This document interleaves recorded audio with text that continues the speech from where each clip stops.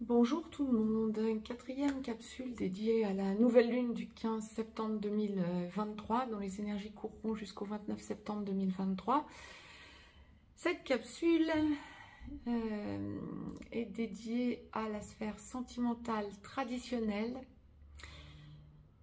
âme sœur, perverse narcissique et relations toxiques. Perverse narcissique, ça va souvent être lié au chaser ou féminin sacré. Relations toxiques au runner ou masculin sacré, les énergies autour. Donc avant de vous détailler ce que la source va nous envoyer quant aux énergies auxquelles nous pouvons nous attendre pour cette quinzaine, donc je vous rappelle juste la nouvelle lune du 15 septembre, donc qui sera effective à 1h41 temps universel, 3h41 temps universel plus 2 heures pour l'Europe de l'Ouest en heure d'été. Par exemple, retrancher ou ajouter des heures en fonction du fuseau horaire dans lequel vous êtes par rapport au méridien de Greenwich, c'est-à-dire 1h41 TU. Elle sera donc effective, la nouvelle lune étant toujours la conjonction du soleil à la lune. Cette conjonction aura lieu à 21°59 Vierge. Dans la globalité, pour toutes les relations sacrées ou traditionnelles, traditionnelles ou âme sœur non sacrées, nous sommes dans une période du 15 au 29 septembre, date de la prochaine pleine lune. Nous sommes dans des énergies de besoin de s'intérioriser et de se stabiliser dans les couples. Alors, on va détailler tout ça parce que tout dépend de ce que vous avez à vivre, si le couple est stable ou s'il ne l'est pas. Mais il y a une idée pour les couples stables alors on ne me le disait pas pour les autres et pour cause, on va comprendre pourquoi. Mais pour les couples stables, il y a une idée d'apaisement, de sérénité, de recherche de cette sérénité encore et encore. On est vraiment dans une quinzaine relativement fluide en ce sens, en tout cas dans ce domaine. Alors, pour les couples traditionnels ou les âmes sœurs non sacrées, encore une fois, qui est ensemble depuis peu de temps, voire depuis beaucoup plus longtemps, qui avait déjà engagé la vie commune, on va se focaliser sur son foyer. Vous pouvez envisager de déménager. L'un des deux peut avoir envie de déménager, d'emménager ailleurs, mais ça ne va pas forcément être que le sujet de la quinzaine. Je dirais que vous avez vraiment besoin de prioriser votre foyer, vous sentir bien chez vous. Ça peut être changer des meubles, voire changer des meubles de place. Ça peut être faire votre petit jardin, si vous avez un jardin, faire votre petit balcon, si vous avez un balcon ou une terrasse. Ça peut être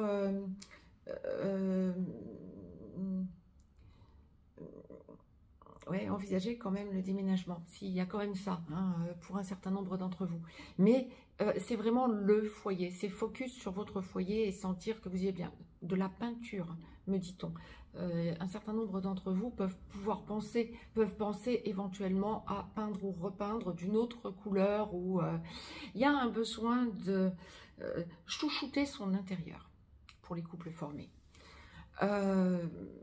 Pour ceux et celles qui seraient dans une relation traditionnelle, âme sœur, ou même avec un ou une perverse narcissique, mais lorsque vous n'êtes pas encore dans une logique de séparation, bien au contraire, mais de construction, que vous ne vivez pas encore ensemble, ou avec une personne toxique et que vous ne vivez pas encore ensemble, il y a cette idée d'engagement, mais on verra après. Pour la quinzaine, c'est vous. Si vous êtes en couple, c'est ok. Si vous ne l'êtes pas encore, en tout cas dans l'engagement du couple concret, on voit un peu plus tard, on en parle, mais on voit un peu plus tard. Par contre, on commence à penser à peut-être l'endroit où l'on va nidifier ou habiter ensemble, hein, j'entends, ou quels sont vos desiderata de recherche et de l'autre côté, votre autre également. Quels sont ces desiderata de recherche? Bon, et essayez de vous mettre d'accord. Mais c'est un peu reporté lorsque vous n'êtes pas dans la vie commune encore pour les couples traditionnels. Et âme sœur, et toxique, et perverse narcissique. On fait un global. Bon, mais là, c'est quand vous vous entendez bien. Vous allez sentir des limites hein, quand même à ce que vous pouvez échanger, etc. Il y a des limites qui sont mises. Je sais pas, il y a une idée de... La source envoie très clairement une idée de besoin d'essayer de vous affirmer, mais on voit plus tard. Hein. Bon, ok. Pour ceux et celles qui sont célibataires, après on en vient à ceux pour qui ça dysfonctionne. Pour ceux et celles qui sont célibataires, on est dans une quinzaine où vous vous priorisez. Vous pouvez faire des rencontres, vous pouvez penser à... Alors, plusieurs choses. Vous pouvez avoir été amené à être en contact avec des personnes. Vous reportez le moment où vous pourriez débloquer la relation éventuelle et vous y réfléchissez à 2 fois. On ne parle pas de grand enthousiasme, hein, c'est le moins qu'on puisse dire. C'est pas je tombe amoureux de façon ou amoureuse de façon fulgurante d'un claquement de doigts. Ah non, c'est je sais ce que je veux, je sais surtout ce que je ne veux plus. Donc, c'est j'observe la situation, mais je me priorise, c'est moi avant tout. Là, je ne vais pas être dans l'acceptation de l'inacceptable, j'en ai pas envie. Vous pouvez aussi être dans de nouveaux contacts si vous êtes célibataire. Il n'y a pas non plus de précipitation. Ce n'est pas une quinzaine où on parle amour, amour, amour. C'est une quinzaine où vous pouvez sentir que vous êtes bien, que vous échangez de façon fluide. Mais quant à engager une relation, vous y réfléchissez à 2 fois, je dirais. Bon, il y a peut-être une petite frange d'entre vous qui êtes célibataire, allez entamer une relation, mais ce sera vraiment à la marge. Et ce sera quelque chose sans vraiment coup de cœur. Hein. C'est pas fulgurant, je dirais. Voilà. Hein. C'est vraiment là ce que la source me demandait de vous retransmettre.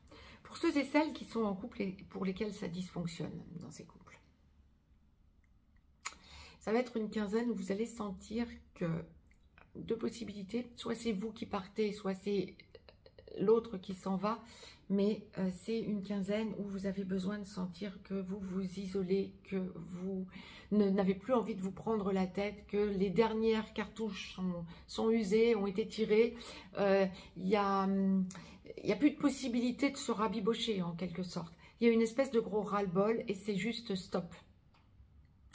Donc c'est soit vous qui partez, soit la personne qui part. Bien sûr, ça va dépendre de la façon dont votre couple est constitué. Hein. Mais là, il y a des idées de mauvaise foi en plus de la part de la personne que vous souhaitez quitter.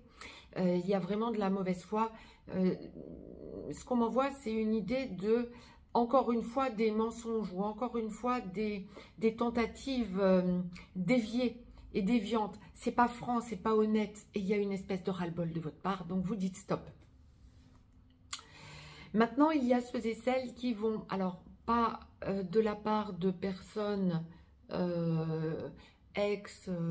non, pas ça. On m'envoie lorsque vous êtes en cassure depuis peu. Il y a tentative de l'autre côté de revenir vers vous. Ben non, vous vous priorisez. Et là, c'est un gros non pour bon nombre d'entre vous. Ça va être, j'y réfléchis même pas, c'est non. Quand le couple est soldé, en fait, quand le couple n'est pas encore soldé, dans votre tête, si vous entendez cette vidéo, vous êtes directement concerné dans ce genre d'acception, hein, donc il y a de fortes chances, autrement vous n'écouteriez pas ce genre de vidéo.